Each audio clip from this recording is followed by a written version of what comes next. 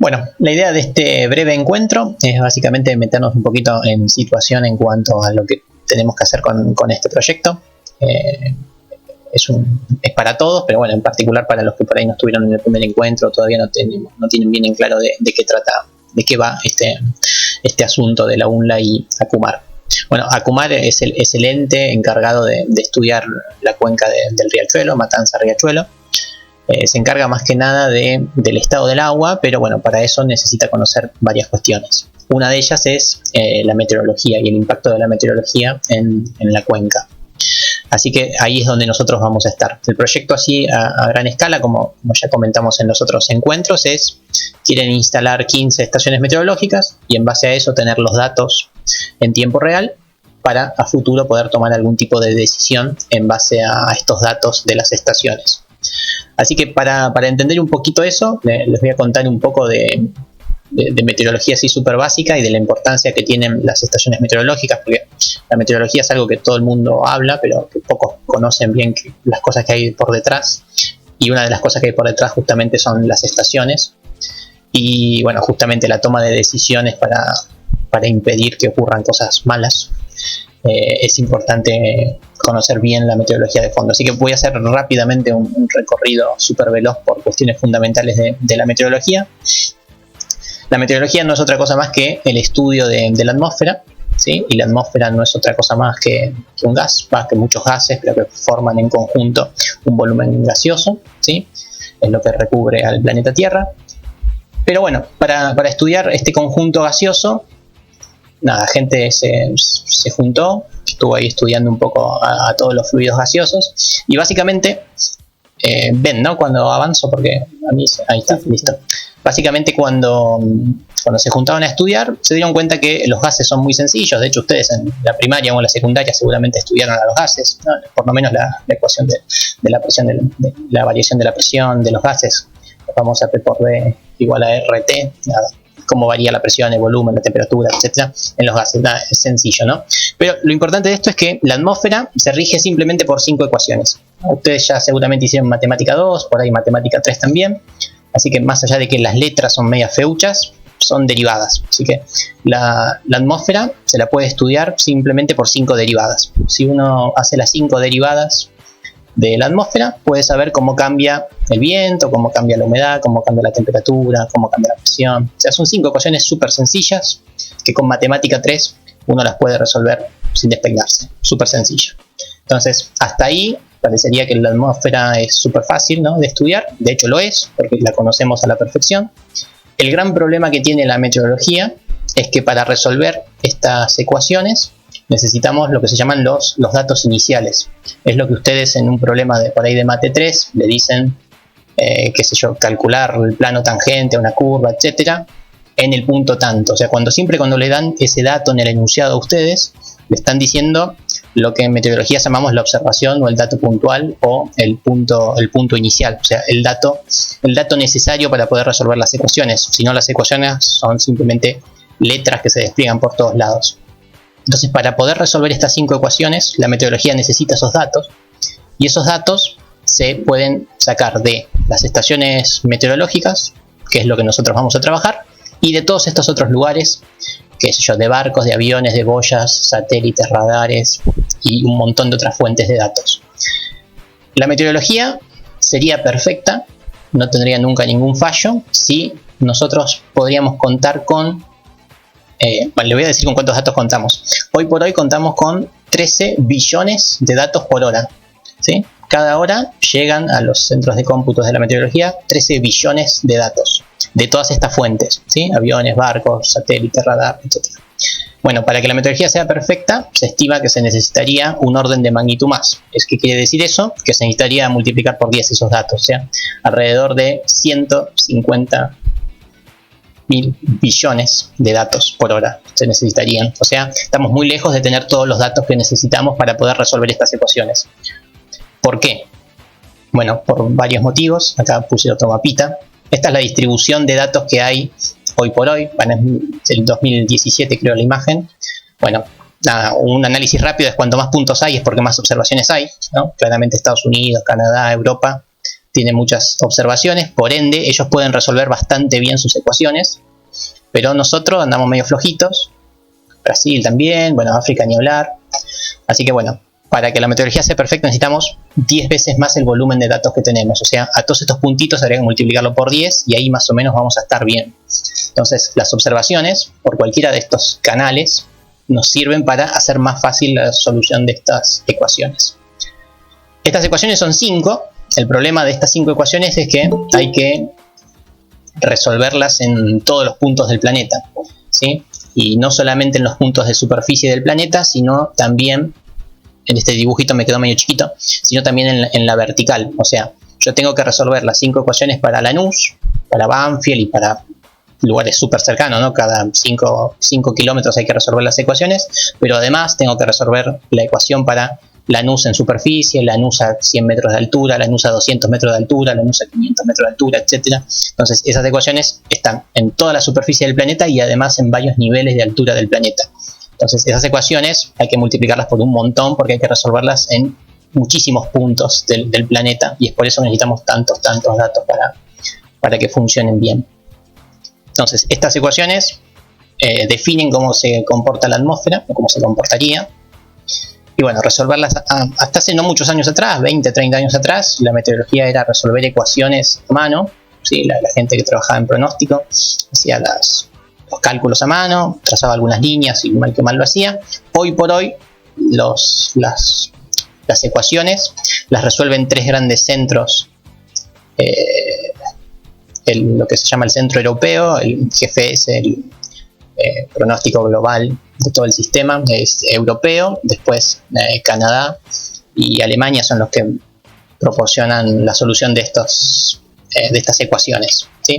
Acá hay un link de varias salidas de estas soluciones numéricas para el pronóstico, pero bueno, básicamente hay 4 fuentes de solución de datos. O sea, estos 4 centros se toman el trabajo de asimilar, o sea, guardar todos los datos que pueden, la mayor cantidad de datos, y utilizar esos datos para resolver estas ecuaciones.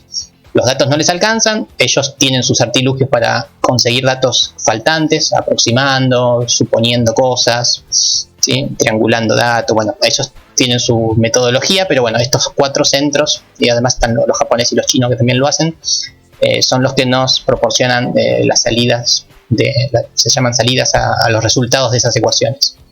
El problema de estos centros, el mejor de todos es el europeo. El problema del centro europeo es que no te da mucha información. Los norteamericanos tienen una solución de las ecuaciones buena, pero no es la mejor, pero es pública. Entonces casi todo lo que ustedes ven en el celular, en la compu, en las páginas web, por lo general son las soluciones de las ecuaciones que dan los norteamericanos, que son media flojitas, pero que están bastante bien y que son públicas, ¿sí? Los alemanes y los canadienses tienen mejores resultados, pero cuesta más conseguir información o nos dan muy poca información de dichos resultados. Entonces, hasta acá lo poquito que quiero decir es que es fundamental observar bien a la atmósfera para poder conocer cómo es su comportamiento ahora y a futuro, ¿sí? Hay que conocer bien el presente para poder ilustrar cómo va a ser el futuro. Esto siempre cuando lo explico o cuando me lo han explicado a mí, me hacen la analogía con un médico, ¿no? Sí, qué sé yo, si alguno de ustedes va al médico y le dice que, no sé, que le duele la cabeza o que tiene algún malestar, el médico tiene que observarte, ¿sí? Lo primero que tiene que hacer es, qué sé yo, te mide la temperatura, se fija tu presión arterial, tu pulso, te fija cómo están tus pulmones, etcétera. Esas son las primeras observaciones, pero seguramente con eso, si tenés algo más o menos grave, dudo que con eso le alcance, va a necesitar más cosas. Por ahí te manda a hacer una tomografía, un encefalograma, no sé, por lo que tenga que mandarte a hacer. Y por ahí con todo eso puede tener un mejor diagnóstico tuyo, pero por ahí le siguen faltando cosas. Entonces te manda a hacer no soy experto en medicina, pero análisis de laboratorio, qué sé yo, un hemograma completo, un hepatograma, qué sé yo. Cuantos más datos, mejor va a representar tu presente. Cuando tenga bien representado el presente, recién ahí va a poder pronosticar tu enfermedad y tu evolución, ¿sí? Entonces necesita conocerte bien a vos ahora. Eso es el análogo a las estaciones. Necesita conocer cómo está la realidad de tu organismo. Así todo, por ahí te hace 10 análisis, o sea, te manda a hacer de estas cosas 10, pero por ahí hay 2 que le faltaron, ¿no? Se olvidó de hacerte, qué sé yo, la cantidad de, no sé, de insulina en sangre, qué sé yo, y bueno, nada. Justo eso que te faltaba era lo clave y te hizo un mal pronóstico de tu enfermedad porque le faltaba justo lo que necesitaba. Entonces ahí siempre es una buena analogía entre los datos y el pronóstico, ¿no? que los datos son muy, muy, muy importantes para conocer el futuro. Bueno, entonces es por eso que necesitamos trabajar con estas estaciones. Nosotros nos vamos a quedar con un universo súper pequeño en este proyecto, que son las estaciones meteorológicas. Todo esto por suerte no lo vamos a trabajar, que es recontra complicado, pero por lo menos las estaciones. Las estaciones miden gran cantidad de las cosas que necesitan las ecuaciones. ¿Sí? Las ecuaciones se ve re chiquitito, ¿no? Pero básicamente necesita la temperatura, B y U son las componentes del viento, o sea, el viento es un vector, ¿sí? Tiene componente horizontal. B y U se lo suele llamar, la que va para el norte y la que va para el este, si querés, hablando más y pronto. Necesita el componente del viento, la velocidad del viento, temperatura, humedad y presión. Son las grandes componentes que se necesita para estudiar a la atmósfera. Bueno, entonces vamos a hablar un poquito de esos datos. La importancia que tienen esos datos y las cuestiones que hay que tener presentes a la hora de medir los datos. Supongamos que estamos en una caja cerrada o que la atmósfera es la cosa más noble que existe en el planeta, ¿no? Que la atmósfera está quietita, que no tiene ningún problema. Si vos medís la temperatura en la superficie, qué sé yo, a los 0 metros, por ahí hace 28 grados. Pero si vos te movés un poquito para arriba, de hecho si vas a un edificio grande ya lo vas a notar, ¿no? Que por ahí en verano en superficie hace 40 grados, pero te vas al techo del edificio de 10 pisos, no hace 40 grados, sino que hace por ahí, no sé, 30. O sea, la temperatura depende muchísimo de la altura.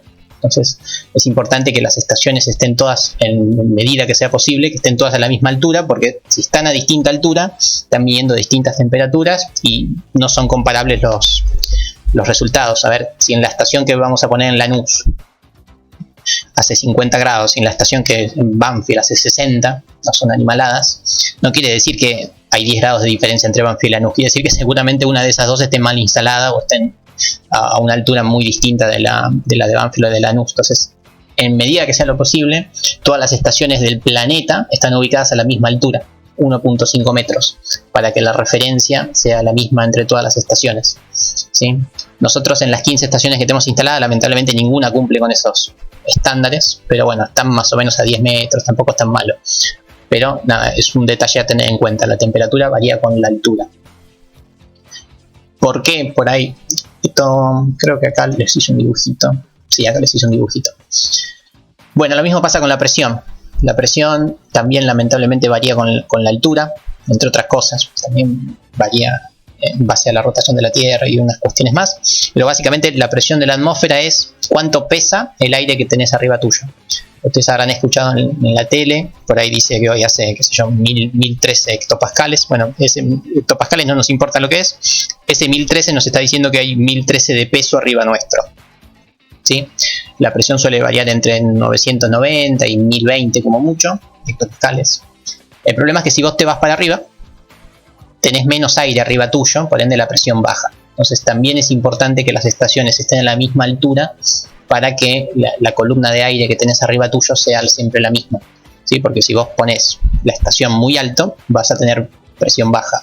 No porque haya un sistema de baja presión o porque pase algo, sino porque simplemente la instalaste muy, muy arriba, ¿sí? Además, si la levantás, baja la gravedad, bueno, y otras cuestiones. Pero lo importante es eso, también la altura es importante en las estaciones. Y todavía, en conjunción a la temperatura y a la presión, que varían con la altura, las estaciones miden la humedad. Y la humedad es otro gran problema. La humedad básicamente es la cantidad de vapor de agua que hay en el aire, ¿sí? Eso quiere decir que hay humedad, cuando hay mucho vapor en el aire, perdón. Bueno, y eso es un problema. ¿Por qué? Esto es lo que se llama un diagrama de punto triple, que básicamente sirve para cualquier fluido, pero lo que nos muestra este diagrama es cómo varían los estados de cualquier fluido. Otra vez, los estados, vieron que los tres estados básicos de agregación de la materia son sólido, líquido y gaseoso, ¿sí? Cuando están calientes están en estado gaseoso, cuando se empiezan a enfriar se condensan y se transforman en agua, y si se siguen enfriando se congelan y pasan a estar en estado sólido. Bueno, eso es en un universo color de rosas. ¿Por qué? Porque los estados de la materia, además de depender de la temperatura, también dependen de la presión. La atmósfera, como ya les dije, es un gas, así que la atmósfera vive acá, vive en este pedacito del gráfico, en la parte gaseosa. Si vos querés pasar el gas a líquido, tenés que bajarle la presión o bajarle la temperatura, o sea, tenés que cruzar esta línea azul de alguna forma. Entonces, si baja la presión y baja la temperatura, seguramente eso que era humedad, que era vapor, pasó a ser líquido. Entonces, eso es un problema a la hora de medir la humedad también, porque depende muchísimo de la presión y de la temperatura, ¿sí? Porque es muy sensible, la humedad es muy recontra sensible justamente a la presión y a la temperatura. Con eso ahora después vamos a hacer un comentario en base a lo que miden las estaciones. Las estaciones miden, faltan 2 diapositivas para eso. Las estaciones miden lo que se llama la humedad relativa, que es lo que ustedes ven en la tele, cuando les dice la humedad es del 73%, la humedad es del 92%, bueno. Ese dato de humedad no sirve para nada, verdaderamente, ahora les explico por qué. La humedad no se mide en porcentaje, porque el porcentaje nos dice cuánto vapor hay en la atmósfera en base a la cantidad de vapor que se puede tener. Entonces, cuando la humedad es del 100%, no quiere decir que hay mucho vapor. Quiere decir que hay todo el vapor que se pueda tener, pero no quiere decir que sea mucho o poco. ¿Por qué? Porque justamente si estás a una presión muy alta y una temperatura relativamente baja, hay poca humedad. Y ahí la humedad te va a dar cerca del 100% también. Entonces, la humedad relativa es lo que más se ve en la tele y en todos los medios, pero verdaderamente es un dato que no nos va a servir para nada. Lo vamos a tener que transformar a otro dato más importante, seguramente, más relevante. Ahí vino Gus, ¿cómo andas, Gus? ¿Cómo están? ¿Todo bien? Disculpen Bien. No, tranqui, no pasa nada. Nada, les hice por ahora un breve repaso de cuestiones básicas de meteorología y de los datos, ¿sí? De la importancia de los datos para la meteorología y esas cuestiones. Dale, tranqui, yo cualquier cosa sí. Después miro el video hasta acá. Sí, dale, tranqui, recién empezamos. Entonces, hasta acá lo que estoy diciendo es que, ojo con los datos, que la temperatura varía mucho con la altura, la presión también varía con la altura, varía con la gravedad, varía con la rotación de la Tierra, qué sé yo. Pero encima la humedad tiene un montón de problemas. Que la humedad relativa es la cantidad de vapor que hay. Vapor, cuando digo vapor me refiero a estado gaseoso. La cantidad de gas, de agua, hablando mal, que hay en la atmósfera, pero esa cantidad de gas depende muchísimo de la temperatura y de la presión. Cuando estamos a una temperatura muy baja, es muy fácil que ese vapor se haya transformado a líquido y ya deje de ser vapor, y eso es un problema.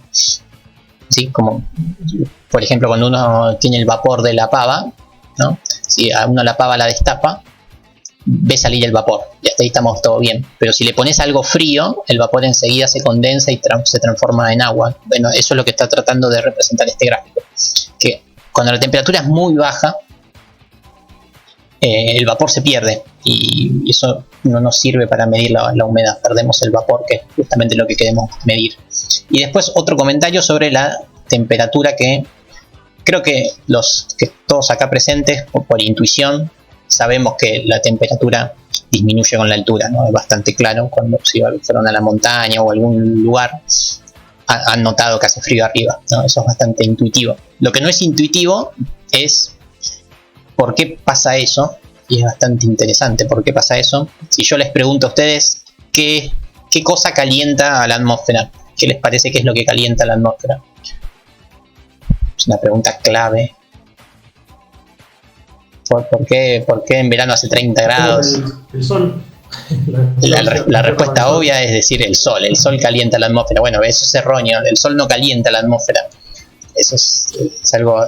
Es fácil, todo el mundo va a decir el sol, es lo obvio. Pero si el sol calentara la atmósfera, cuanto más arriba estamos más cerca del sol. Tendría que hacer más calor. Y no es así. Lo que calienta la atmósfera es el planeta Tierra. El planeta Tierra calienta la atmósfera. El Sol calienta el planeta Tierra. Y el planeta Tierra se entibia y empieza a calentar a la atmósfera de abajo para arriba. ¿Sí? ¿Por qué? Porque la atmósfera es transparente a la radiación solar. La radiación solar atraviesa la atmósfera como si nada y no le cambia la temperatura. ¿sí? Pero cuando llega a la superficie sólida de la Tierra, ahí sí la Tierra se empieza a calentar, en el asfalto hace 50 grados, y esos 50 grados emiten una radiación, que esa radiación, ahí sí no es transparente la atmósfera de esa radiación, y esa radiación que emite la Tierra es la que calienta la atmósfera, ¿sí? Es por eso que en superficie hace calor, y a medida que subimos empieza a ser más frío. Estamos más lejos de nuestra fuente de calor, que es el planeta Tierra. Entonces el planeta Tierra es la fuente de calor de la atmósfera. Eso no es para nada intuitivo, eso, pero es así, ¿sí? De hecho, cuando estamos a las 6 o 7 de la mañana, cuando hace frío, ¿no? En invierno, ¿cuándo hace más frío? ¿Cuando está nublado o cuando está despejado? Esa también es fácil. En invierno, ¿no? Invierno 6 de la mañana, ¿cuándo hace más frío? ¿Si está nublado o si está despejado? Está nublado. No, cuando está despejado hace mucho más frío. ¿Sí? Una mañana sin nubes tranquilamente puede hacer 5 grados bajo cero. Sin embargo... Sigo pensando en el sol que me calienta. Pero... Claro. No, pero es de noche, o sea, a las 6 de la mañana pensá que es de noche, o sea, el sol ya ni está el sol. Claro, de noche no importa, no. Sí. Las mañanas cuando se ven las estrellas, cuando está amaneciendo, ¿viste? Qué sé yo, por ahí van por la ruta y no ven ni una nube, bueno, ahí hace mucho frío. Bueno, justamente es porque las nubes son como una manta que nos cubre. Cuantas más nubes hay, la radiación que emite la Tierra se queda ahí acobijada entre la nube y la Tierra, se queda acá, el calor no se pierde. Cuando está despejado, de noche, la Tierra nos calienta y esa radiación se va hasta el espacio y la perdemos. O sea, perdemos el calor de la Tierra, se nos va para arriba y se enfría mucho la atmósfera en la madrugada. Entonces, a la mañana es mejor que esté nublado, ¿sí? Nos mantiene calentitos, como una colcha que tenemos arriba. Distintos de día, ¿no? De día sí preferimos que esté despejado, porque de día sí el sol calienta la Tierra y la Tierra nos calienta. Si no llega el sol a la Tierra se corta todo ese ciclo de calentamiento, pero a la nochecita es mejor que esté nublado, nos mantiene más calentitos.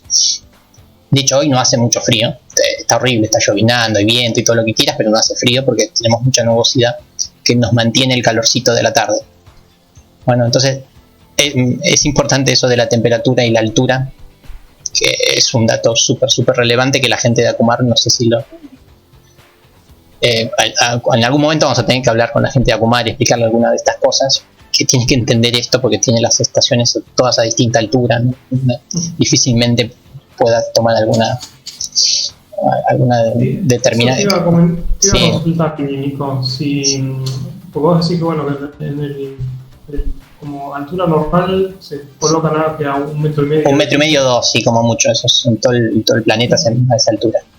Por ejemplo, cuando sabemos que nosotros no tenemos, no sé, una 10, una 15, una 5, ¿no hay una especie de ponderación de esos datos? Sí, se hacen transformaciones, se hace transformación tenés que conocer bien a qué altura está. Es lo que se llama, se pasa el dato, se lo normaliza, se lo estandariza. Es lo que ustedes en algún momento habrán escuchado como presión a nivel media del mar. O sea, la verdad es que cuando vos estás arriba en la montaña, también miden la presión. Esa presión no te sirve, pero por medio de algunas cuentas pasan esa presión a nivel del mar, ¿no? Que es una transformación, que no es el dato de verdad, pero ese dato te sirve más, esa transformación. Lo mismo hay que hacer con la temperatura, seguramente en alguna de esas... O sea, te sirve más para compararla con el resto de... Claro, si no la podés comparar. Sí, exacto. Correcto, sí. Claro, en Akumar, si las tienen todas a distintas alturas, habrá que aplicar... si están, hay que ver a qué altura están. Si están a 5 o 10 metros no pasa nada. Bajan 10 grados cada 6 kilómetros, si no me equivoco, si no me falla la memoria. De altura, 6 kilómetros de altura es un montón igual, ¿eh? Claro. Qué sé yo, por ejemplo, Alejandra nos dijo que en la UNLA vamos a poner una en el techo del Ugarte, creo. No creo que esté muy alto el techo del Ugarte, 10 metros, calculo. Los techos son 10 metros, puede variar 0,5 grados Celsius, no es nada, se puede ignorar, pero como para tenerlo presente, ¿no? Simplemente, después vemos si en alguna es importante o no eso. La cuestión es que, con lo que me quiero quedar es que, ya les dije que necesitamos, que hoy por hoy tenemos 13 billones de datos por hora, y Akumar va a sumar 15, o sea, no va a ser a la diferencia. Nada, no hay que decírselos a ellos, ¿no? Pero verdaderamente dudo que consigan mucho con 15 estaciones, pero bueno, nada, no importa. Bien, entonces vamos pero por lo menos dentro de la cuenca que vamos a trabajar nosotros, tener 15 distribuidas te ayuda como para tener más datos. Sí, te ayuda a conocer el diagnóstico, ¿no?, del paciente. O sea, sabemos cómo está en la cuenca.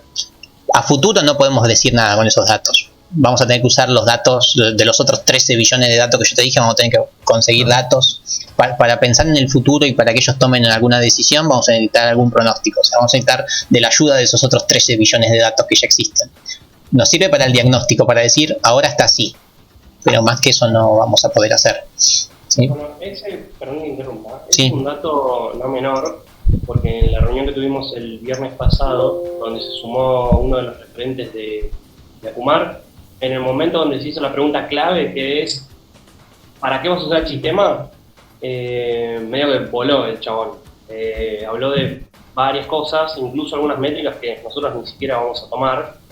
Entonces, imagino que esa persona va a ser como la que va a tener el contacto directo con nosotros. Y bueno, habrá que siempre bajar un poco a tierra el tema este de, bueno, sí, no, el desarrollo que hacemos nosotros es, se tiene que ver como el puntapié de, bueno, tenés que medir 10.000 millones de cosas. Nosotros arrancamos con este subconjunto, que es el subconjunto que decidieron ellos por alguna razón que lo desconozco, me parece que fue una cuestión estratégica, y bueno, siempre tratar de orientarlo hacia eso, ¿no? De todas maneras, ese tipo de comunicaciones creo que las vamos a tener nosotros, pero la clave por las dudas, porque en un desarrollo el cliente te dice quiero que hagas A, y en la que te descuidaste, ¡pum!, te metió todo el abecedario, así que... No, claro. Estar atentos ahí. De hecho, ninguna entidad por sí sola tiene la capacidad de conseguir todos los datos necesarios para que la meteorología funcione bien y para tomar ese tipo de decisiones que quieren tomar. De hecho, los norteamericanos, que son los que más importancia le dan a la meteorología, tampoco pueden solos. Todo lo que se llama la Organización Mundial de la Meteorología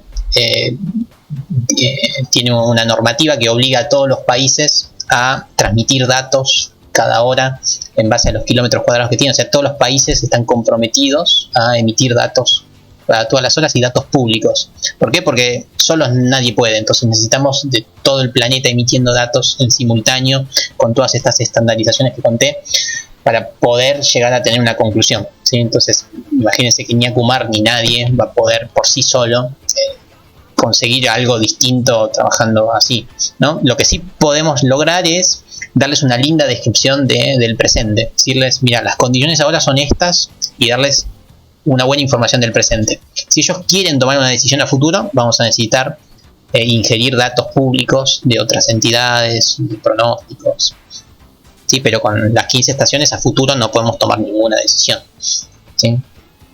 Eso es súper importante. Bueno, eso en cuanto así súper general de meteorología. Nosotros vamos a tener esas 15 estaciones ubicadas en la cuenca del Matanza-Riachuelo, que es esto que está por acá, ¿no? Acá tenemos Capital, Lanús, Avellaneda, creo que esto grande es Ezeiza. No, Ezeiza está acá, cualquiera, ¿vale? Ezeiza, Cañuelas, bueno, esta es la cuenca de Riachuelo, ¿sí? Los puntitos rojos son las estaciones, las 15, todas funcionan, menos esta, Presidente Perón, por lo que nos han dicho. Y nosotros tenemos una más en la UNLA que estamos viendo de incorporarla al sistema, ya sea para que haya 16 o para tratar de cambiar esta de Presidente Perón. Bueno, las observaciones se las puede plotear, iba a decir, plotear es la palabra que se usa en meteorología, visualizar de 1000 formas, hay un montón de formas lindas, pero bueno, si nosotros las ploteamos, las visualizamos de alguna forma, por ahí en China no la entienden, en Egipto tampoco, entonces hay una visualización estándar para el dato meteorológico que se entiende en todas partes del mundo, que es esta que está acá, ¿no? Que es lo que se llama el ploteo por barbas. Básicamente el circulito te dice, según qué tan oscurito está, es cuánta nubosidad hay, se mide en octavos. En este caso hay 6 octavos de nubosidad, o sea, está casi todo el cielo cubierto. Después te dice el viento, ¿no? El viento por lo general se lo mide en nudos. En este caso el viento viene del sudoeste a 25 nudos, ¿no? ¿Qué está pasando? En este caso hay chaparrones, 22 grados, la humedad, bueno, la tendencia de presión, que es muy importante, qué pasó en el pasado. Esta es la visualización estándar de la meteorología. Estaría bueno si nosotros podemos conseguir algo así a la hora de hacer un visualizador imagínense en la cuenca, en estos 15 puntitos, estas 15 barbas con los datos, ¿no? No todos los datos, porque las estaciones no miden todo esto, ¿no? Pero el viento, la temperatura, la humedad y la presión, ese lo podemos poner. Todos los otros ya son más humanos y necesitan de otros artefactos que no tenemos, pero los básicos los vamos a tener, así que esta es la visualización estándar de la meteorología. Otro dato importante de la meteorología y de las estaciones, que es cuando ustedes estudiaban Mate 2, Mate 3 y vieron vectores, ¿no? Por lo general un vector, ¿qué es? Es dirección, sentido y magnitud, o sea, tamaño y dirección, si quieren resumirlo. Pero en matemáticas, el tamaño es el tamaño, ¿no? Es el módulo. El problema es la dirección. La dirección y el sentido del vector, ¿qué es? ¿A dónde apunta? Apunta hacia dónde va la flecha, si quieren, o sea, para dónde va. Bueno, el viento en meteorología es al revés. El viento es de dónde viene, no me importa dónde va, lo que me importa es de dónde viene. Entonces es como hay que tener un cuidado. Nosotros no, pero los que hicieron las ecuaciones tuvieron cuidado con esas cuestiones, porque no me importa que el viento para dónde se va, sino me importa de dónde viene, así sé qué cosas arrastra, ¿no? El viento que viene del norte trae el calor del norte, el viento que viene del sur trae el frío del sur, hablando rápidamente para nosotros en este hemisferio, ¿no? Entonces, si se va para el norte no me interesa, porque se lleva el calor para otro. Yo quiero saber qué me pasa a mí, entonces me importa que viene del sur, ¿no? Eso es una cuestión importante a la hora del manejo vectorial de estas cosas, ¿no? A la hora de graficarlo. Las estaciones nos dicen ya de por sí de dónde viene el viento, ¿no? Pero es un cuidado que hay que tener a la hora de visualizarlo, ¿no? Que por ahí si nos dice la dirección se mide en grados, ¿no? Si el viento viene de los 360 grados, quiere decir que viene de los 360 grados, o sea, viene del norte, no que va para los 360 grados. Así que nada, un cuidado que hay que tener con eso.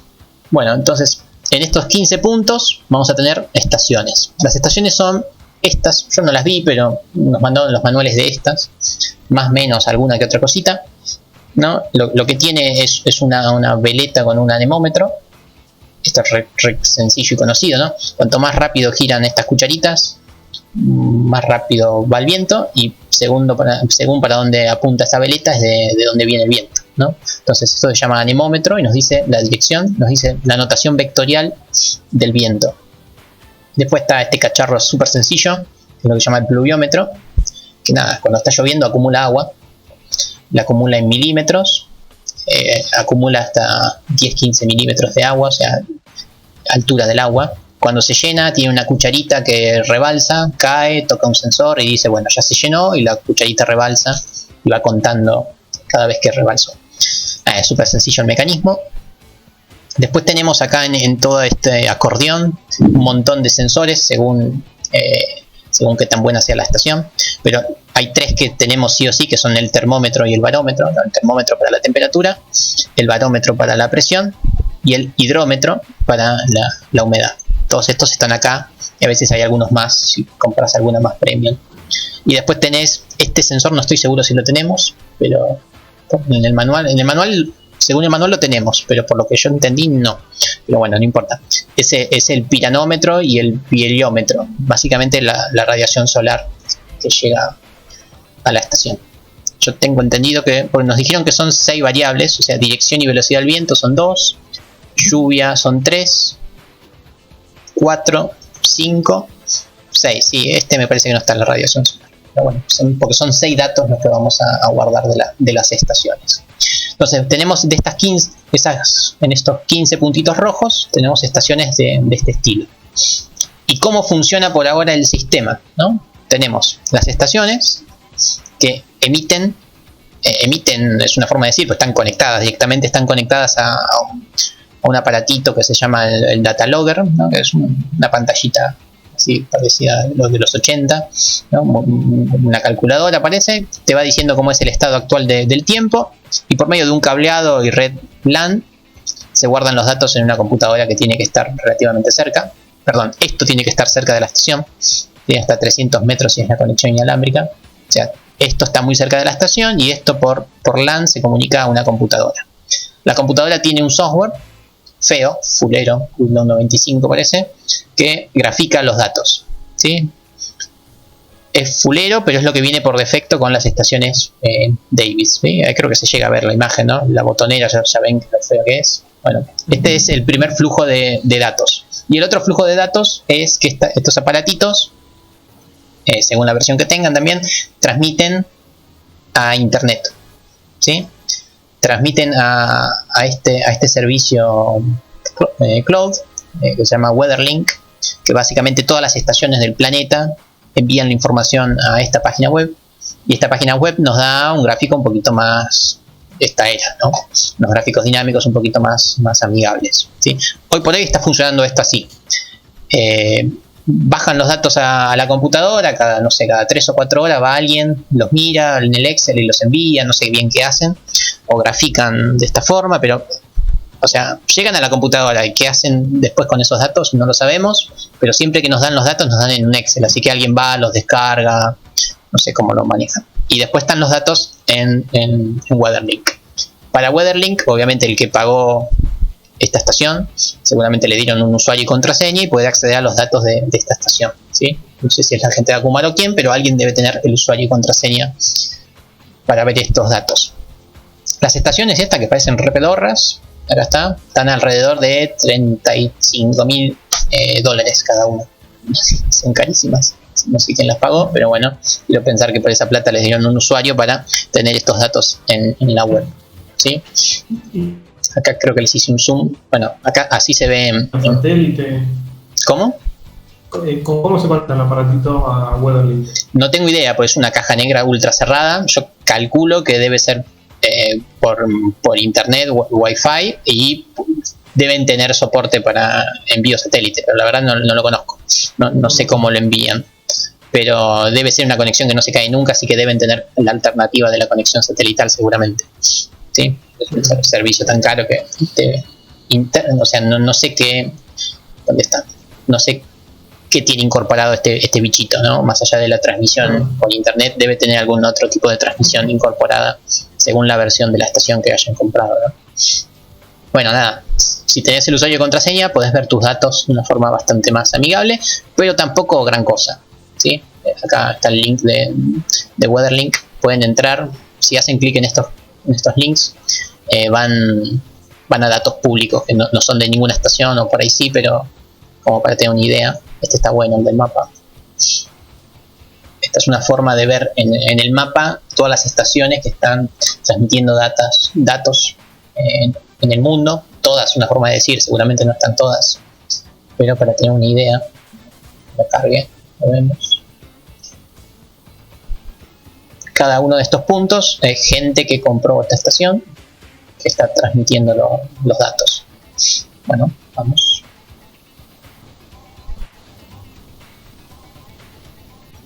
Bueno, ya va a agarrar. Ahora lo vemos. Creo, yo sabía que iba a andar lento, así que vine acá y le había hecho una captura, ¿no? Ese link está cargando, básicamente nos lleva a un mapa. Acá le hice un ultra zoom, ¿no? A Estados Unidos y Canadá. Bueno, si hacemos zoom, acá hay 290 estaciones más, ¿no? Cada puntito es una estación. El color no sé bien qué representa, pero bueno, cuando uno hace clic en la estación, le muestra los datos clásicos de la estación, y por acá dice ver más, y bueno, accede seguramente a todo ese otro panel que les dije con los datos, ¿sí? Pero esto está en todo el planeta, ¿sí? Así que está bueno, y que nosotros podamos replicar algo así para la cuenca estaría genial, y no es muy complicado, ¿no? Poner puntitos georreferenciados en un mapa con los datos y una evolución de los datos tampoco es complicado. Bueno, así es como está funcionando ahora. Pero no queremos que funcione así. La idea, la solución que se propone es la siguiente, que acá viene por ahí lo importante, ¿no? Es cortar un poquito toda esa parte del trayecto de las estaciones al data logger, del data logger a la computadora, y usar ese software espantoso, sino que la gente nunca me acuerdo qué significan las empresas, COMSI y Cadiel, Cámara Argentina de no sé qué cosa, electricidad, internet y no sé qué más. Bueno, esta gente tiene pensado instalarle una plaqueta a las estaciones, un microcontrolador super de última generación, que va a transmitir estos datos por medio de dos canales, 2G y 3G, no sé si 4G también, todo eso como envío internet, y el otro envío que es el envío LoRa, básicamente es otra forma de enviar los datos vía satélite que no va a fallar nunca. O sea, van a enviar los datos por 2 canales a la nube que ellos tienen, ¿sí? Ultra super confiable. Acá le van a hacer algún tipo de preprocesamiento a los datos, y después esos datos los van a guardar en su propia base de datos, en su backend, en su servidor, ¿no? Esto lo va a hacer otra gente, que es esta gente de acá, Coms y Cadiel, y ellos nos van a brindar a nosotros una API REST. Básicamente nos van a devolver lo tenemos que definir todavía, el otro día lo charlamos un poco, pero seguramente un JSON, en base a alguna petición que le hagamos, nos van a enviar JSON, y con esos JSON nosotros vamos a trabajar y tratar de conseguir alguna visualización que le pueda llegar a servir al cliente. Toda la parte difícil de los datos ya está resuelta. O sea, nosotros recién acá en enviar las peticiones y trabajar con las respuestas es con lo que nos vamos a quedar nosotros. Por suerte nos quedamos solamente con eso. Hasta acá vamos bien, me quedan 2 o 3 cositas nomás. Bien. ¿Sí? ¿Qué va a pasar con toda esta otra parte de la información? Pues por ahí la siguen usando, ¿no? Porque las estaciones están en municipios, no sé, por ahí hacen algo ellos internamente con los datos, pero no nos va a interesar todo ese camino de la info, ¿sí? Bien. Bueno, esto que queremos hacer nosotros, verdaderamente ya lo han hecho muchas personas, ¿sí? Muchas entidades. Uy, qué feo me quedó esto. Muchos grupos, ¿sí? Mucha gente ya instaló sus propias estaciones y hizo sus propios visualizadores. Así que yo acá dejé un par de links que nos pueden servir para sacar ideas, robar ideas. Puse algunas imágenes por si no me abre, cosa que puede fallar. Por ejemplo bueno, acá dice bolsa de cereales. Vamos a ver si podemos entrar a la bolsa de cereales de Entre Ríos y Corrientes. Bueno, Entre Ríos y Corrientes tiene una red de no sé cuántas estaciones, pero hay cerca de 50 estaciones, porque veo a simple vista, que con un color bastante sencillo, ¿no? Verde, amarillo, naranja y rojo, nos dice el estado de la estación, si está transmitiendo bien o no, y además nos dice si hay algún registro clave para ellos, ¿no? Si está lloviendo mucho, si hay mucho viento, ¿no? Entonces, lograr algo así me parece una buena opción. A ver si está abriendo. Siempre que estoy grabando y transmitiendo, internet anda lento. Ya va a abrir. Después tenemos otro visualizador que es el de AISA, que es medio fulero. Después acá tenemos un visualizador que utilizan en Brasil, que es este que está acá medio chiquitito, pero básicamente es un mapita también medio interactivo, que haces clic y te dice las condiciones y te dice el pronóstico acá en la vertical.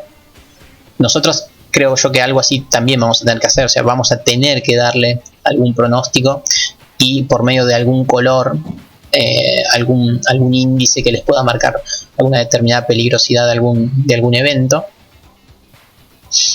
Después que es también súper masivo, que es Wundermap. Bueno, y acá hay un link donde hay un montón de redes de estaciones más, que no lo voy a abrir porque ya si no me abren esos, me va a abrir pero ahora cuando carguen les muestro los otros. Después les dejo el PowerPoint por si quieren ir robando algunas ideas.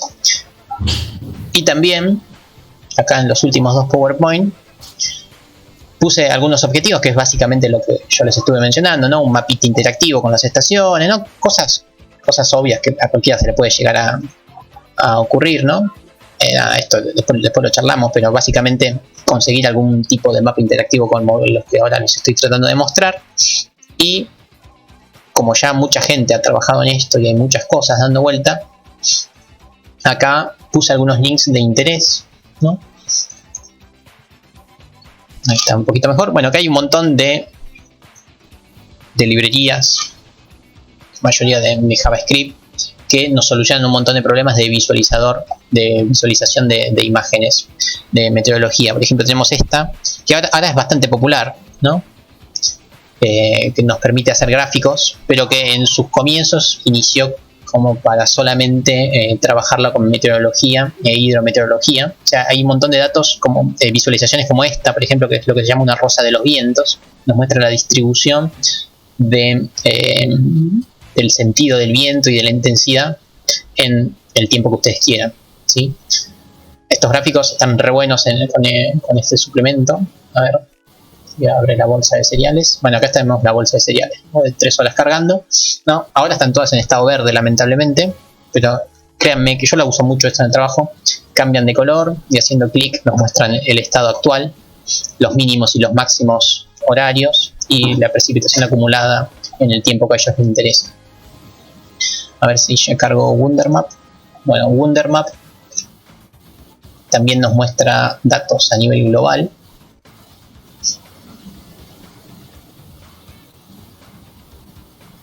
Bueno, esta está cargando todavía.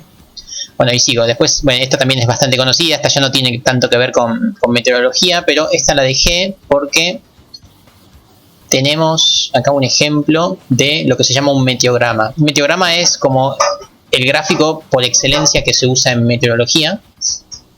Sí, es un gráfico que muestra todas las variables importantes todas juntas y en su evolución temporal. Bueno, acá, a ver si lo vemos, está hecho. Tenemos el ejemplo también sencillito, ¿no? Que básicamente consume un JSON y grafica un meteograma.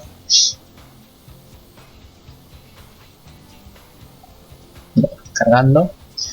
Bueno, después acá también otra librería de JavaScript que es para la rosa de los vientos, WindWarPlot.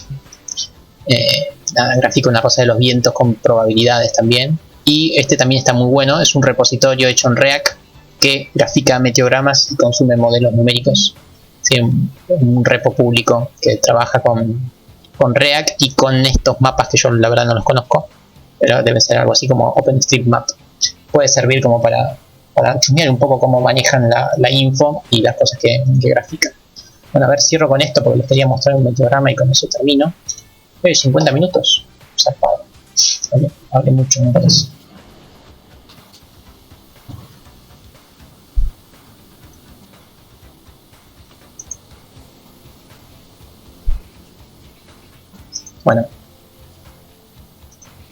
Bueno, nada. Si querés vos, Gus, querés empezar con algo o quieren preguntar algo o comentar algo mientras esto carga. Bueno, esto es un meteograma, ahí está. Basta que lo diga. Nos muestra cómo estuvo para determinado tiempo la temperatura de rocío, bueno, el estado del tiempo, no se llega a ver la presión, la dirección y la intensidad del viento, ¿no? Nos muestra todo junto en el tiempo presente que es ahora y cómo estuvo su evolución en las horas pasadas. Esto es un meteograma, es como el gráfico por excelencia que uno utiliza. Y yo no lo veo, pero se suele agregar cuánto estuvo lloviendo, ¿no? Se suelen agregar columnitas azules por lo general, así precipitación. Porque no llovió justo este día. Ven, pero suelen aparecer como histogramas, columnas, mostrando cuánto estuvo lloviendo hora por hora. O sea, este tipo de gráficos es súper importante en la meteorología y están recontra resueltos, se pueden encontrar en un montón de lugares, como por ejemplo acá. Esto consume un JSON, yo lo estuve chusmeando. Básicamente un JSON que dice a qué hora y qué pasó y ya está, ¿no? Y lo grafica, ¿no? Genial. Bueno, creo que no mucho más, dice demasiado, creo yo. Bien, bueno. Eso, fantástico. No sé si alguien tiene alguna consulta respecto de lo que estaba mostrando Nico. Si no, les comentó algunos detalles más. Nos tenemos 5 minutos más y podemos cerrar, pero ¿alguna consulta? No, la verdad... No.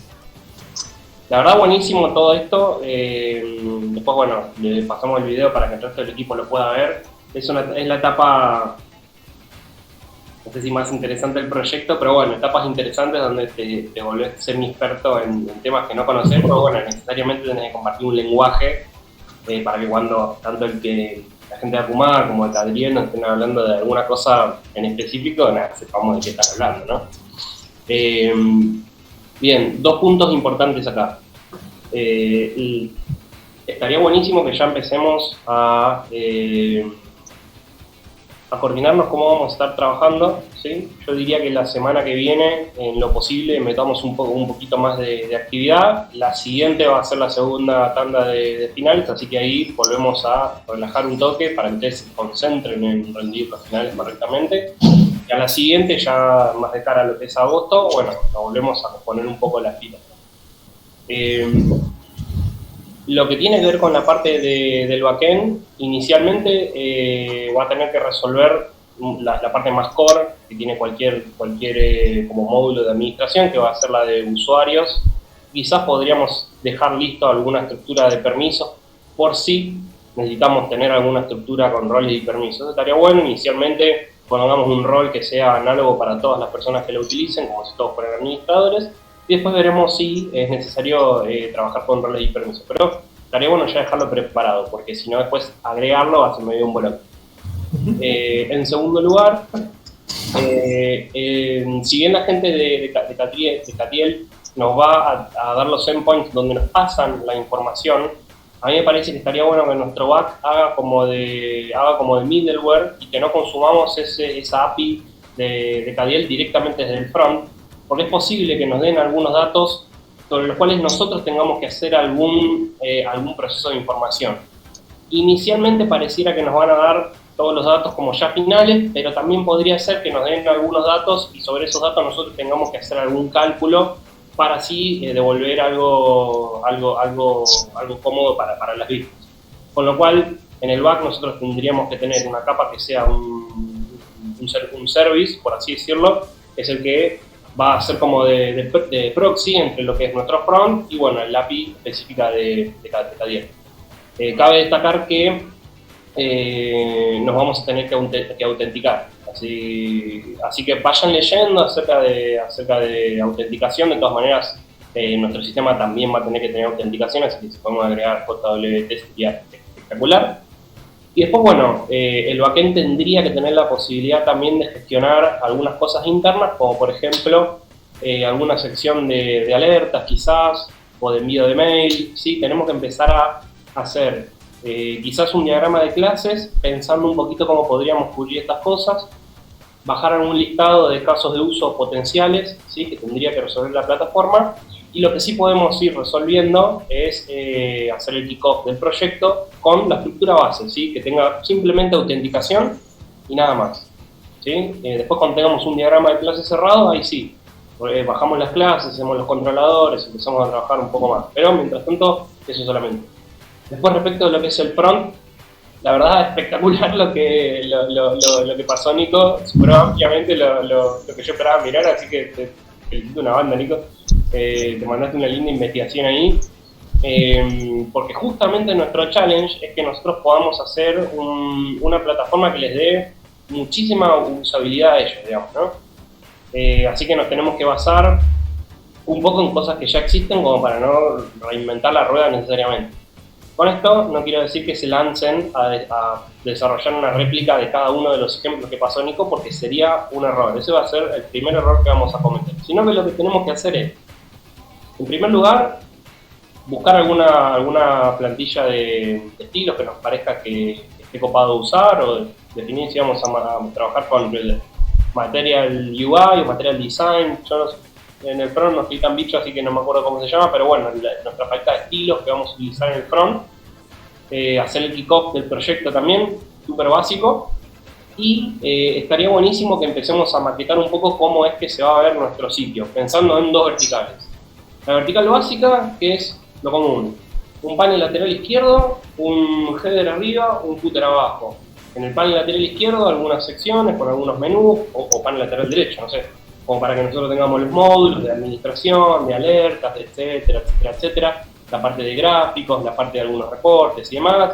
En la superior que tenga un loguito, que tenga el usuario, que te permita desloguearte, que te permita subir un avatar, lo que fuera, y en el footer, bueno, lo clásico, el copyright y demás.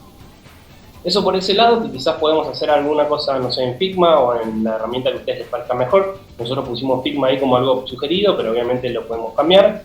Y después lo que sí estaría bueno es que aprovechemos todos estos ejemplos que nos mostró Nico como para empezar a decir, bueno, los tipos de reportes que nosotros creemos que podríamos empezar a construir son estos.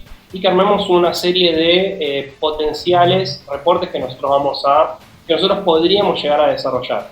Ya sabemos que hay uno que es quizás el que tiene que ir seguro, que es listar todas las estaciones, elegir una estación y ver una especie de semáforo con los datos de una estación en concreto. Muy parecido al link ese de la web que les pasamos, pero mucho más lindo, digamos, ¿no? Eso seguro lo vamos a tener que hacer, pero también ver quizás algunos de estos reportes un poquito más del estilo que nos mostró Nico.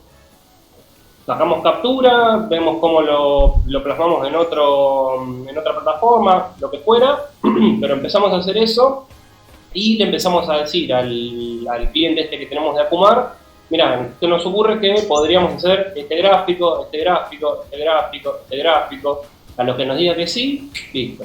Ya los ponemos como para empezar a desarrollarlo, a los que nos diga que no, pues haremos un costadito, y a los que nos diga puede ser, pero con alguna otra cosa, le damos una vuelta de rosca. ¿Sí? Cosas que no nos lancemos a desarrollar, toda una serie de gráficos que después nos digan, mira, la verdad, esto no me servía, yo quería otra cosa, para que no pierdan su tiempo, básicamente, ¿sí? Así que vamos a hacerlo bien ordenadito, ¿sí?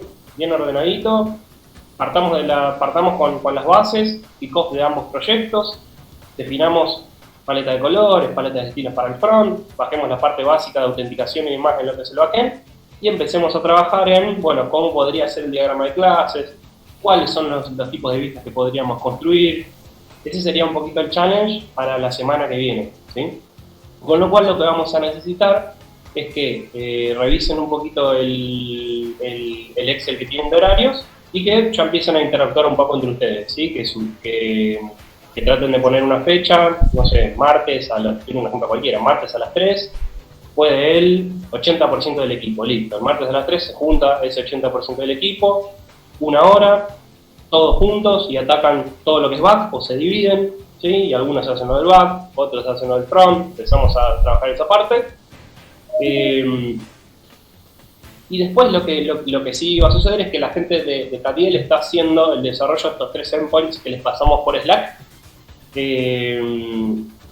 Nada, no sabemos muy bien cómo va a ser el formato que nos van a dar en ese JSON, pero ya nos podemos anticipar algunas cuestiones y ya podemos empezar a bajar algo en el modelado.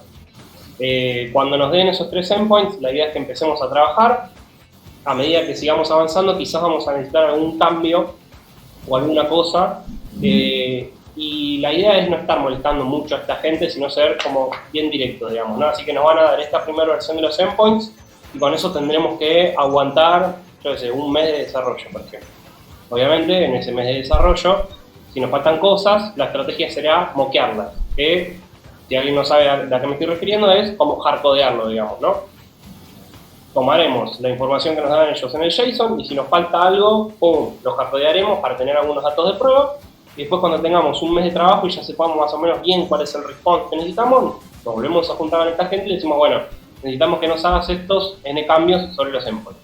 Como para no estar todo el tiempo pidiéndoles cosas porque eventualmente no nos van a responder los mensajes, digamos, ¿no? Así que bueno, ese sería un poco el challenge para la semana que viene, ¿sí? Vamos con buen tiempo y yo calculo que estamos un poquito sobrados incluso. Así que tampoco es para que estén presionados y presionadas, pero sí estaría bueno aprovechar la semana que viene que no hay clases y que no están los finales como para empezar a producir alguna cosa. Más teniendo en cuenta que a la siguiente, como es la fecha de final, ahí enfóquense en los finales, ¿sí? Enfóquense en los finales, vayan a rendir, traten de aprobar y después nos volvemos a poner un poco las pilas. Más adelante también vamos a ver con Romy el tema de lo de Docker y bueno, ya haremos alguna sesión para charlarlo y bueno, vamos a ir como organizándonos más de cara a lo que va a ser la primera semana de agosto o la segunda o por ahí. Vamos a empezar a trabajar con las dailies. Estaría bueno que para ese momento estén más o menos ya con la mente dividida de bueno, quiénes son los que van a estar más en el back, quiénes son los que van a estar más en el front. Si hay alguien que quiere estar en ambas cosas, no hay ningún problema, va a ser un poquito más de carga, así que nada, tomen eso con responsabilidad.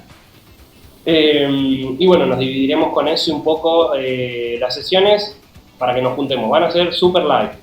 ¿Sí? Es que nos juntemos y que ustedes nos digan cómo vienen, si tienen algún problema, si tienen alguna duda, o que me digan, mira, estoy probando esta librería, pero esta otra está buena, no sé cuál elegir, o no sé, que nos levanten a un warning o lo que fuera, ¿sí?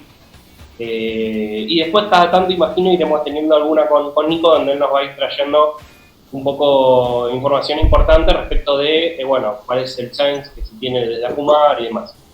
Recuerden que es súper importante que lo que vayan haciendo lo reflejen entre ellos. Y así después cuando tengamos que pasar a Akumar el informe de en que estamos trabajando, pues sea más fácil de recolectar. No es que yo voy a decir, yo sé, Susana estuvo trabajando en estas tareas y tardó tanto tiempo, Nahuel en estas otras y tardó tanto tiempo, sino que va a ser algo más de equipo, ¿sí? Lo que produjo el equipo fue todo esto. El equipo estuvo trabajando en todo esto, va a ser algo así más bien, ¿no, Nico? Bien. Sí, no tan individualizado. Sí. Claro, por eso es importante que reflejen todo ahí, tampoco se maten, ¿sí? No hagan user story. Pero sí dejen reflejado en lo que están trabajando, ¿sí? Creo que nada más. ¿Algún detalle que algo más para mencionar? Por lo pronto estamos en esa situación. Yo no sé, Gus, si nos convendrá tener una reunión con Romy antes de que empiecen a prepararse los ambientes, porque Romy dijo que Docker funcionaba sobre Linux y tendríamos que armarnos no sé, una especie de ambiente modelo como para arrancar todos. Lo que pasa es que Romy lo que va a necesitar es el kickoff del proyecto, o sea, va a necesitar un proyecto raíz, porque sin eso no puede hacer la imagen de Docker. Bien.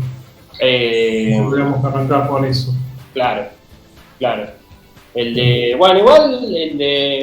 Java tendría que ser súper fácil, pero el de React no sé. Igual Romy lo hizo para aplicaciones tanto como back como front en la universidad, así que tendría que estar canchera, pero entiendo que necesitaríamos tipo el proyecto base para probarlo. Así que también es algo que estaría bueno que se lo dividan. Bien. En cuanto a versiones, nada, usemos la última de las dos al momento.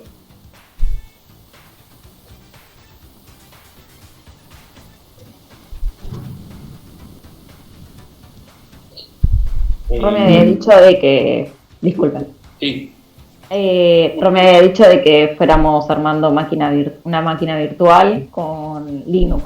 Sí, eso sí, correcto, por lo que mencionó. Sí, yo ya la armé por cualquier cosa. Igual no pesa nada y nada, corre con pocos recursos. Bien, perfecto.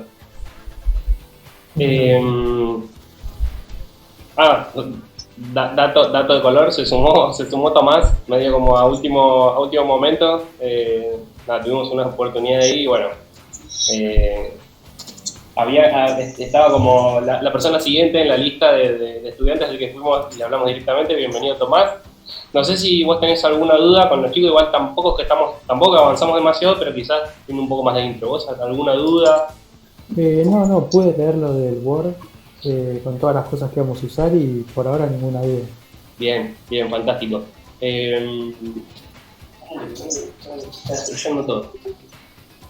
Bueno, si Nico, ¿algo para agregar? Nahuel. Una pequeña duda, Gustavo, del plazo de trabajo. Viste que cuando la primera reunión del viernes que tuve, habías dicho que eran 14 meses, después de la información que te dieron, que te brindaron, la bajaste a menos. ¿En qué quedó eso? ¿O todavía los planos, digamos, la estimación de trabajo todavía no está finalmente? No sabemos realmente eso.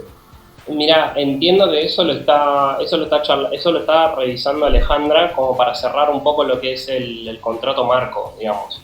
A nosotros nos habían dicho 14 meses inicialmente porque supuestamente íbamos a tener que afrontar la gran mayoría de estos desafíos, exceptuando lo que es la parte de la construcción de los dispositivos.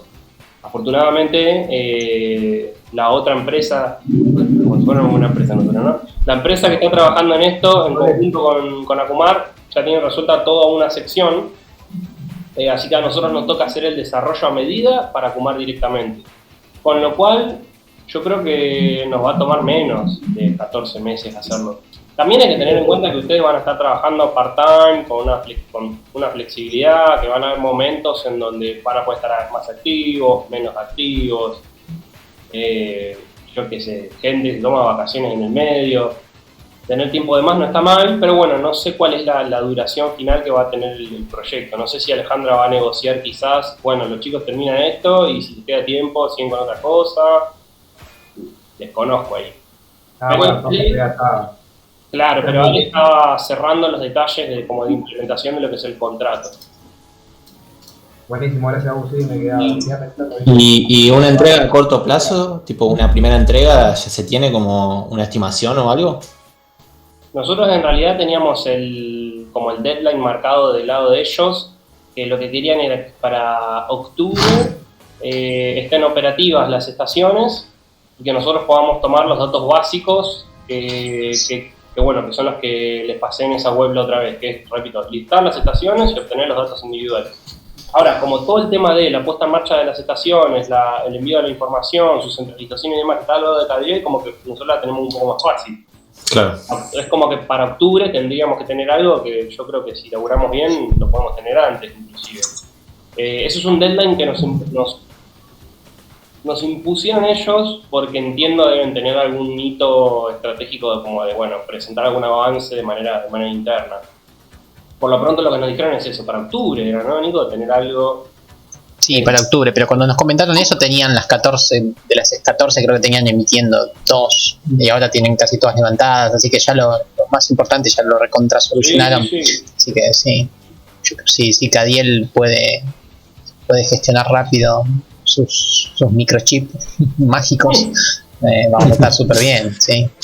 Sí, nosotros para octubre tendríamos que permitir que un usuario se pueda loguear, que pueda ver todas las estaciones, esas 14, que pueda entrar en una y ver su información particular. Así que es bastante light, creería yo, el objetivo base. Si podemos hacer más, mejor, vamos a quedar bien. Esto creo que ya lo mencioné, pero bueno, lo vuelvo a mencionar porque no sé si quizás Tomás tenía esta data, pero esto va a servir para que ustedes puedan acreditar tanto PPP como TFI. ¿Sí? Después tendremos que ir teniendo una conversación con ustedes como para ver en qué punto de la carrera están, qué necesitan acreditar y que, bueno, eso lo vamos viendo, pero es un dato no menor. Más que nada lo de las PPP, después las TFI, yo qué sé, me ha tocado estudiantes que me dicen, no, aprovecho esto para las PPP porque si no es un quilombo y para las TFI tengo en mente un post de investigación, bueno, listo, no hay ningún problema, eso lo vamos viendo, pero está bueno que exista esa posibilidad. Sí, es un golazo, está buenísimo. Claro, especialmente con lo de las PPP, ¿viste? Porque ahí es como que si no estás trabajando no las puedes acreditar. Claro, aparte es un proyecto que está recopado, por lo que estuvimos viendo recién. Sí, aparte es un cliente real, Claro. es algo que se va a utilizar, no estoy seguro si a nivel provincial, a nivel qué, pero o sea, no es un desarrollo que va a quedar aislado. Va a estar muy bueno, la verdad. Va a estar muy bueno, incluso va a estar bueno si a partir de acá salen otros proyectos más, tanto para con ustedes como para con otros grupos de estudiantes. Estas son oportunidades que hay que aprovechar. Sí, incluso si logramos una visualización linda y con alertas claras, seguramente esto después se lo puede ofrecer a muchas otras entidades, porque ya como les comentaba a los chicos, hay estaciones meteorológicas automáticas, hay por todos lados, cualquier organismo se las pone y las grafica en un mapa, hay algunas que son pésimas, entonces me parece que si logramos un buen resultado lo podemos ofrecer a alguna entidad más. Parece que esto sí se puede seguir replicando. Sí. Pensarlo así también, ¿no? El proyecto, como algo más genérico que se adapta a Kumar, pero que se podría adaptar en el futuro a cualquier otra organización que tenga estas. Sí. O incluso, como vos decías, Nico, la información de los datos de las estaciones meteorológicas andan dando vuelta por el mundo y constantemente están emitiendo. Así que en todo caso, alguien que quiera tomar ciertas estaciones, ciertos datos de ciertos lugares, también que se arme su propio tablero basado en la información que él decida. Así que estaría bueno pensarlo así ya, algo más genérico, adaptado a Kumar, con sus logos y sus cositas, pero que se pueda adaptar fácilmente a cualquier otro cliente. Tal cual. Mismos requerimientos. Sí, tal cual. Les hago una consulta más, porque en la reunión que tuvimos allá con Cadiel en la UNLA, yo les mencioné el tema del backup y dijeron como que no iba a haber backup, como que ellos iban a encargarse de su nube y su backup, digamos, en otro servidor, creo que tienen como un servidor que le informa al otro. Pero en un momento creo que Rubén había mencionado, o no sé si estaba dentro de la info del proyecto, que decía algo así como que la base de datos, o perdón, digamos la base de la información iba a estar como online 24/7, pero que si eso se caía había que tener como una alternativa. Por eso yo siempre me imaginé que iba a haber un backup de esto, pero como que nadie lo tiene contemplado. Está bien, eso está bueno, eso estaría bueno para con la gente de Cadriel, como para ver cómo lo toman. Claro, el día de mañana Cadriel hace un mantenimiento, apaga los sistemas para hacer software o algo y se cae algún mapa completo. Hay que ver, porque depende de cómo tengan pensada la arquitectura, porque así como nuestro back va a ser un proxy entre el front y el API de ellos, quizás el API de ellos también tiene un proxy y bueno, o consumen de un lado o consumen del otro. Estaría bueno preguntarlo. Claro. A ver si ellos ya en tareas de mantenimiento ya hacen un switch y tienen un backup de donde podamos leer información. Claro, tal cual. O si se apaga ellos, se apaga todo y tendríamos que armarnos nuestro backup de nuestro lado o algo por el estilo. Pero sí, tal cual. Tal cual. Bien, eso después se lo preguntamos a ellos para ver cómo lo tienen, para que nos podamos quedar tranquilos y tendríamos que pensar alguna cosa. Exacto. Y si yo siempre lo pensé por ese lado y cuando les pregunté sobre el backup, medio que me dijeron como que no nos preocupemos por eso, como que no el backup iba a estar del lado de ellos, algo por el estilo, pero me suena que en algún momento se corta la comunicación, se cae por mantenimiento o por lo que sea, por conexión. Sí, yo creo que lo que te dijeron fue como no te preocupes porque como vos no vas a guardar datos, tipo nada, simplemente consumís mi API. Y ahí fue cuando Rubén hizo la aclaración de bueno, no es tan así, tipo, yo necesito que esté todo vivo, pero sí. A ellos es como que dijeron vos vas a tener la info siempre, 24/7 y habría que consultar si ellos hacen alguna tarea de mantenimiento o algo que pueda en el futuro apagar esa conexión y de ahí de donde lo sacamos. Bien, después lo consultamos con ellos entonces. Bien. Pero bueno, genial, entonces, está todo encaminado. Yo por experiencia que tuve con otros proyectos, si bien éramos menos alumnos, el equipo era más chico, les recomiendo que cuando se pongan en esto traten de mantener regularidad y concéntrense y traten de estar en contacto constante con el equipo. No se olviden por mucho tiempo porque cuesta volver, cuesta ponerse entender bien qué están avanzando los otros, así que tampoco se relajen mucho tiempo. Si bien, como dice Gustavo, estamos tranqui de tiempo, tratemos de aprovechar para hacer un buen laburo, prolijo y nada, no nos dispersemos relajando porque si no después se nos cuesta mucho volver a ese proyecto. Sí, y un detalle no menor, que me olvidé de mencionar esto, pero bueno, ya que está lo menciono. Cuando Alejandra cierre los detalles de implementación del contrato marco, también vamos a tener novedades respecto de qué va a pasar con lo de la beca, si se avanza, de qué forma, con qué montos y demás. Así que, obviamente, si van a percibir una beca sobre esto, también responsabilidad, ¿sí? Pero bueno, ni bien tenga novedades de eso, les aviso porque bueno, entiendo que es un dato que también puede sumar, ¿no? A que tengan una linda experiencia. Ni bien me enteré de algo, les aviso. Por ahora es como que está todo muy en conversación y se tiene que cerrar.